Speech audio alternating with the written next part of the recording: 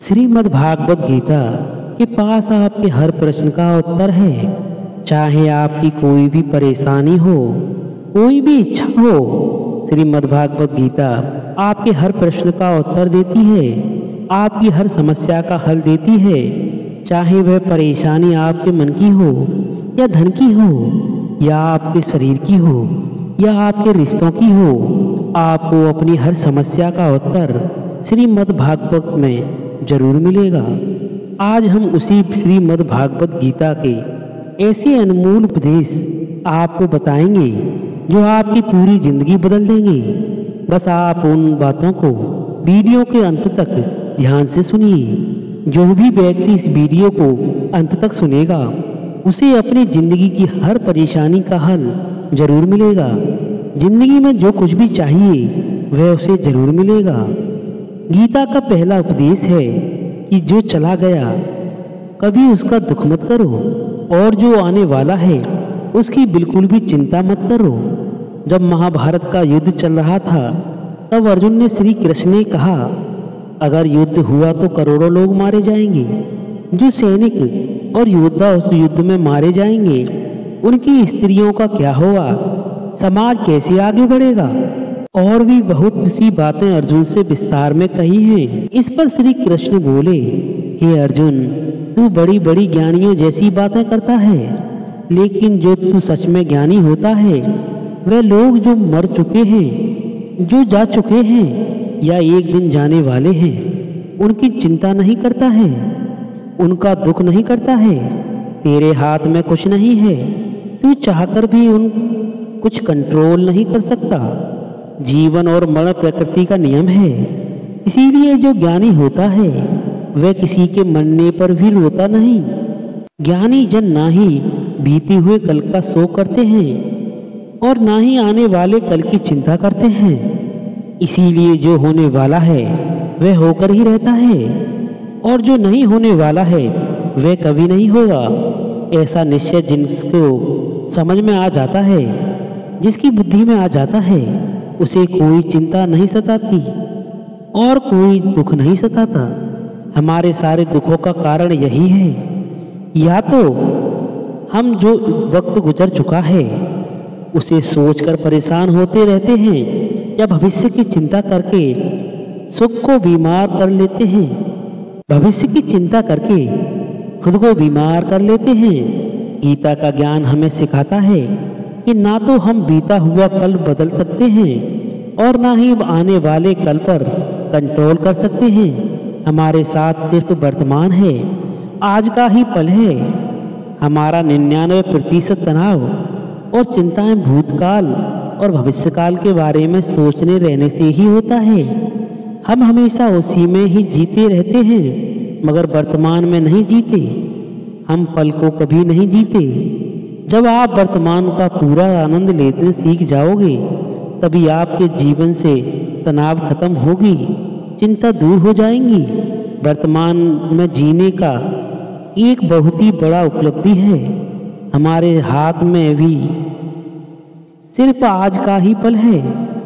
हमें जो भी करना है आज ही करना है। कभी यह सोचकर समय नष्ट नहीं करना चाहिए कि अभी मेरे पास बहुत समय बचा है। एक गुरुजी ने अपने एक शिष्य को एक पारस का पत्थर दिया, और वह शिष्य बहुत आलसी हर काम को कल पर टालता था।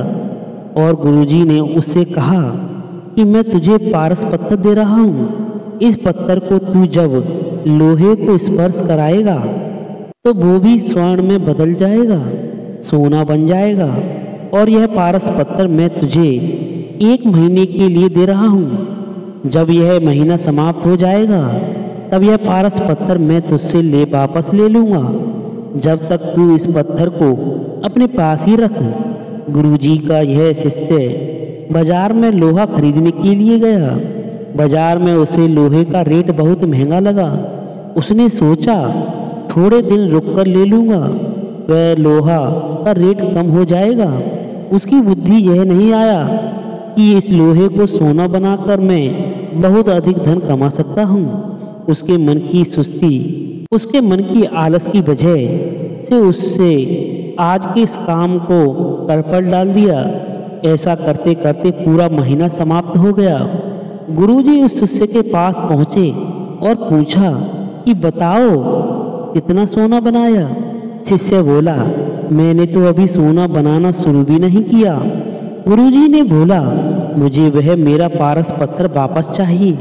शिष्य बोला, अभी नहीं, थोड़ा वक्त दीजिए, मैं थोड़ा सोना बनाना चाहता हूँ।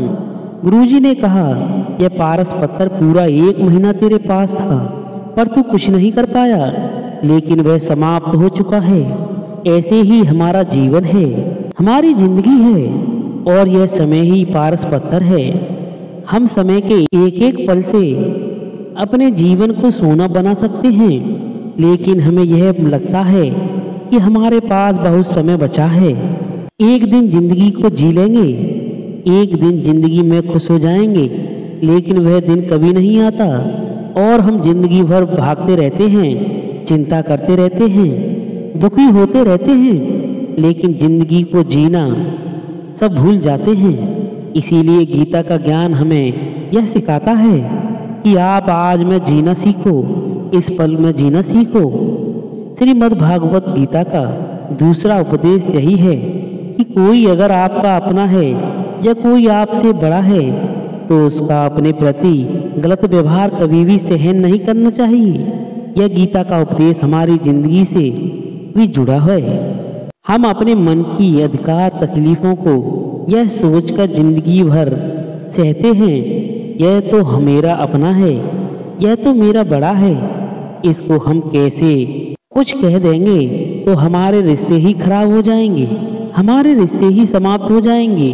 पर सोचने की बात यह है कि उस व्यक्ति को आप अपना कैसे मान सकते हैं जो आपकी तकलीफों की वजह हो। अपना तो वह होता है जो हमारी तकलीफों को दूर कर दे। गीता का यह उपदेश है कि किसी को भी अपना फायदा मत उठाने दो, किसी को भी खुद पर जुल्म मत करने दो, क्योंकि आप जितना सहेंगे लोग आपको उतना ही और सहने के लिए मजबूर करेंगे। गीता का पहला अध्याय अर्जुन निषाद योग और दूसरा अध्याय जिसका नाम साख्य योग है, उसके आरंभ में अर्जुन ने कृष्ण के आगे अपना दुख प्रकट किया है।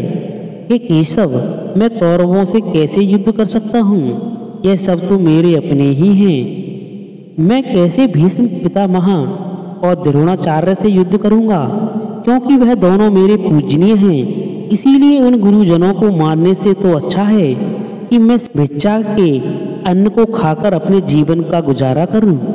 और जिन कौरवों में मैं युद्ध करने जा रहा हूं वह धृतराष्ट्र के पुत्र मेरे भाई ही हैं, मेरे अपने ही हैं। इन सबको मानने से अच्छा है कि मैं सन्यासी बन जाऊं। श्री कृष्ण ने अर्जुन से कहा कि यह कौन अपना है और कौन पराया है। जो अधर्म करता है उसके साथ युद्ध करना तुझे मोक्ष और मुक्ति देगा। तू अपने इस मन के भाव को त्याग दे, नहीं तो सारा जग तेरी निंदा ही करेगा, तुझे डरपोक कहेगा।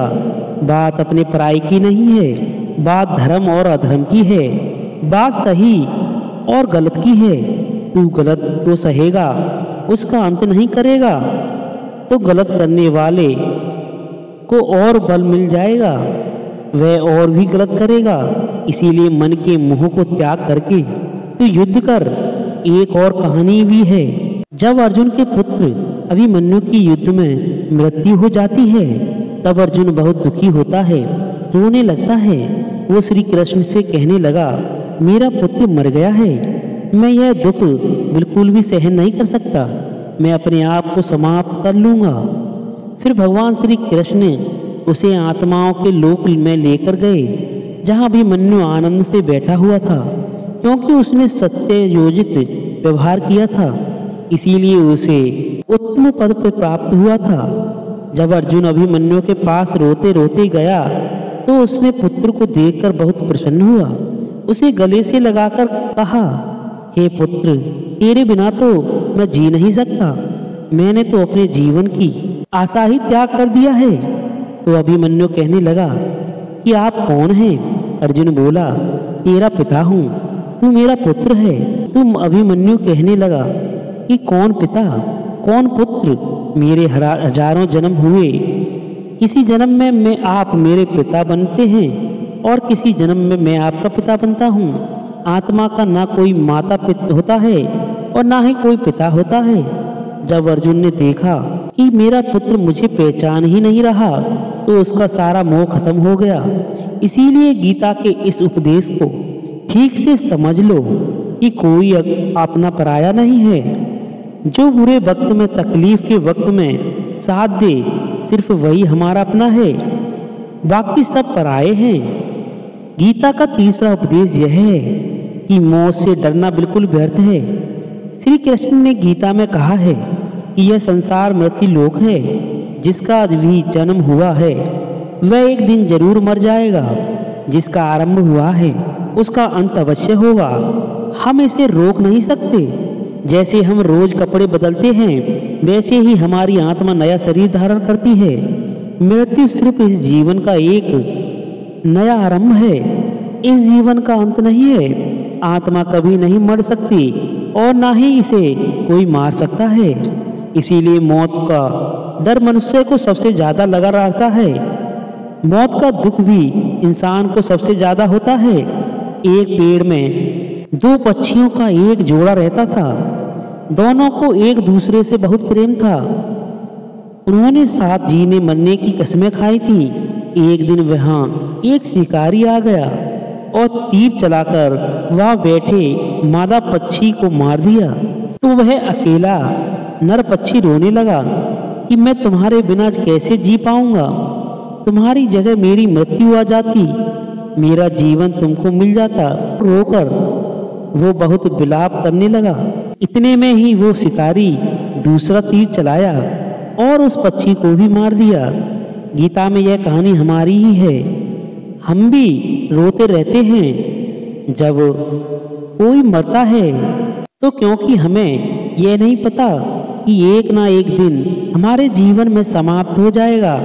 हम भी उसी मृत्यु के पेड़ पर बैठे हैं, लेकिन हमारी शरीर का मिटना हमारा अंत नहीं है। श्री कृष्ण ने अर्जुन से कहा कि हे अर्जुन, तेरे में और मेरे अनंत जन्म हुए हैं। तुझे कुछ भी याद नहीं है, लेकिन मुझे सब याद है।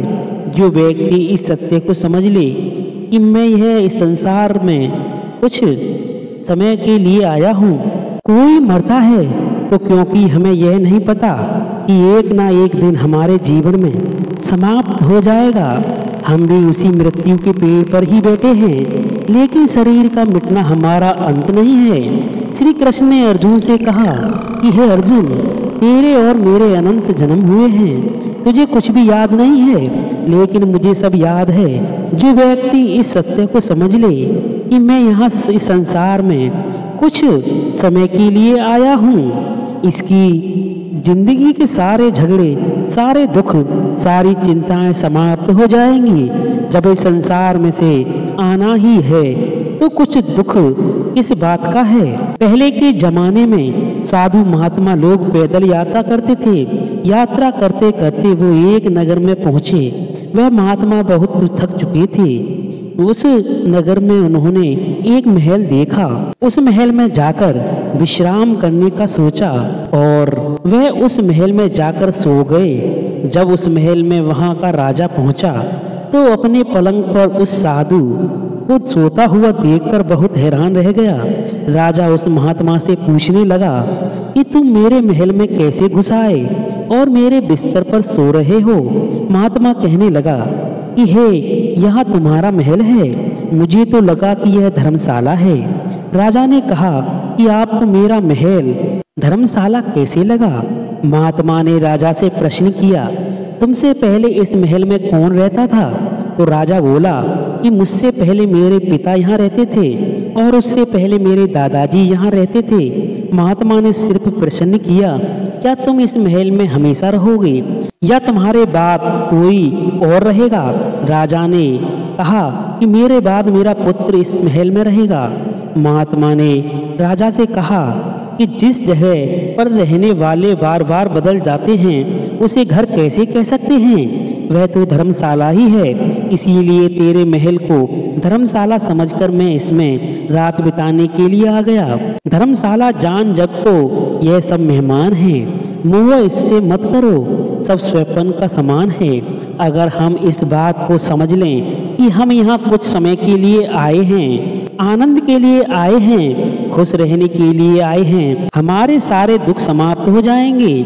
जब हम अपना मोह यहाँ जमा लेते हैं, अपना दावा जहाँ जमा लेते हैं कि यह मेरा है, इसे मैं छोड़ नहीं सकता, इसके बिना मैं जी नहीं सकता, तो हमारा जीवन दुखों से भर जाता है। इसीलिए जीवन में मृत्यु का भय त्याग करके प्रतिफल आनंद लेना चाहिए। गीता का चौथा उपदेश, मन को और विचारों को कंट्रोल किए बिना जीवन में कभी शांति और सुख मिलने वाला ही नहीं है। अर्जुन ने श्री कृष्ण से कहा, मेरा मन सही गलत सब कुछ जानता है, फिर भी मेरे विचार और मेरा मन मुझसे कंट्रोल नहीं होता। मैं जो करना चाहता हूँ वह कर नहीं पाता, और जो नहीं करना चाहता हूँ वह मेरा मन मुझसे जबरदस्ती करवा लेता है। इसीलिए मैं बेचैन हो गया हूँ, मुझे शांति प्राप्त नहीं हो रही।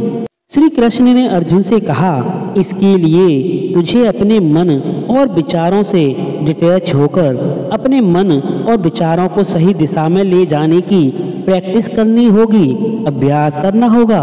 और यह एक दिन का काम नहीं है। जब तक तू अपने मन और विचारों की गुलामी का त्याग नहीं करता, तब तक तुझे कभी शांति नहीं मिलेगी। एक राजा था, वह बहुत बेचैन और परेशान रहता था। वह एक दिन वह अपने गुरुजी के पास आया और उनसे कहने लगा कि मेरा मन बहुत बेचैन है, मैं बहुत परेशान हूँ, मैंने पूरे संसार को जीत लिया है, सब कुछ है मेरे पास, पर मैं खुश नहीं हूँ, मेरे मन में सुकून नहीं है, शांति नहीं है।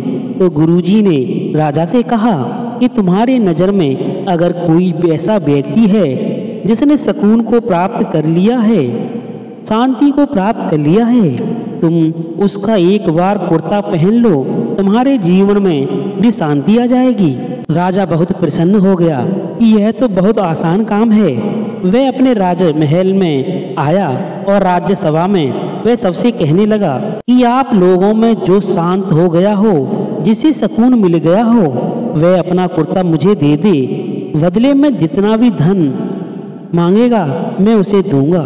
सब लोग एक दूसरे के मुंह में देखने लगे। पैसों का लालच आया, लेकिन सबको एक दूसरे की सच्चाई पता थी कि किसी की जिंदगी में भी शांति और सुकून नहीं होता। सब अपना सर झुकाकर वहां खड़े हो गए। फिर उस राजा ने पूरे नगर में ढिंढोरा पिटवा दिया कि जिसे भी शांति प्राप्त हो चुकी हो, सुकून प्राप्त हो चुका हो, वह मेरे पास आकर अपना कुर्ता दे दे। वह जितना कहेगा उसे उतना ही धन दे दिया जाएगा। लेकिन एक भी व्यक्ति ऐसा नहीं मिला जिसे शांति प्राप्त हो चुकी हो। वास्तविकता में जब कोई मरता है तब हम कहते हैं कि फला व्यक्ति आज शांत हो गया। किसी जिंदा इंसान के लिए नहीं सुना कि जीता जागता इंसान शांत हो गया है। राजा के सैनिक पूरे शहर में ढूंढते फिरे। एक पेड़ के नीचे एक महात्मा तपस्या करता दिखा। उसके चेहरे पर शांति थी, सुकून था। सैनिक उस महात्मा के पास आकर पूछने लगे कि क्या आपने शांति प्राप्त कर ली है, सुकून प्राप्त कर लिया है? महात्मा ने कहा, मैं पूरी तरह से शांत हूँ। वह सैनिक उस राजा के पास ले आए। राजा ने इस महात्मा से प्रश्न किया कि क्या आपको शांति और सुकून प्राप्त हो चुके हैं? वह महात्मा कहने लगे, महाराज मैं पूरी तरह से शांत हूँ, मुझे कोई चिंता नहीं, किसी चीज का लालच नहीं, मुझे कोई इच्छा नहीं है। राजा जी बहुत प्रसन्न हो गए कि आखिर वह व्यक्ति मिल ही गया जिसे शांति प्राप्त हो चुकी है, जिसे सुकून प्राप्त हो चुका है। राजा महात्मा से कहने लगे, महात्मा आप अपना कुर्ता कृपया करके मुझे दे दीजिए, बदले में मैं आप जो मांगोगे आपको दे दूंगा। वह महात्मा कहने लगे, महाराज सुकून और शांति को मुझे मिल चुकी है, लेकिन क्या करूं, मेरे पास कुर्ता ही नहीं है पहनने के लिए जो मैं आपको दे सकूं। जब राजा ने उस महात्मा की यह बात सुनी कि उस महात्मा के पास कुर्ता भी नहीं है पहनने के लिए, इसके बाद ही यह महात्मा बिल्कुल शांत है। उसके जीवन में सुकून है। और मैं सारी जिंदगी धड़ जोड़ने में लगा रहा, लेकिन मुझे शांति नहीं मिली, सुकून नहीं मिला। क्योंकि शांति और सुकून बाहर की चीज़ें नहीं, हमारे भीतर की चीज़ें हैं। इसीलिए जब तक कोई व्यक्ति अपने मन और विचारों को कंट्रोल नहीं करता, तब तक उसके जीवन में सुकून और शांति नहीं आती। और गीता का उपदेश हमें यही सिखाता है कि शांति चाहिए तो मन को शांत करना सीखो। जो बीत गया उसे पीछे मुड़कर देखने में कोई समझदारी नहीं है। किसने क्या किया, क्यों किया, इन सब को याद करके दुखी होने से अच्छा है आगे देखो। तुम्हारे पास आगे देखने के लिए बहुत कुछ है। अगर किसी का आप अच्छा नहीं कर सकते हो तो उसका बुरा भी मत कीजिए, क्योंकि दुनिया कमज़ोर है परंतु दुनिया बनाने वाला नहीं। जैसे समुद्र में जाने के लिए नाभि एक मात्र जरिया है, वैसे स्वर्ग में जाने के लिए सत्य ही एक मात्र जरिया है। जितना हो सके खामोश रहना ही अच्छा है, क्योंकि सबसे ज़्यादा गुनाह इंसान को उसकी जुबान ही करवाती है।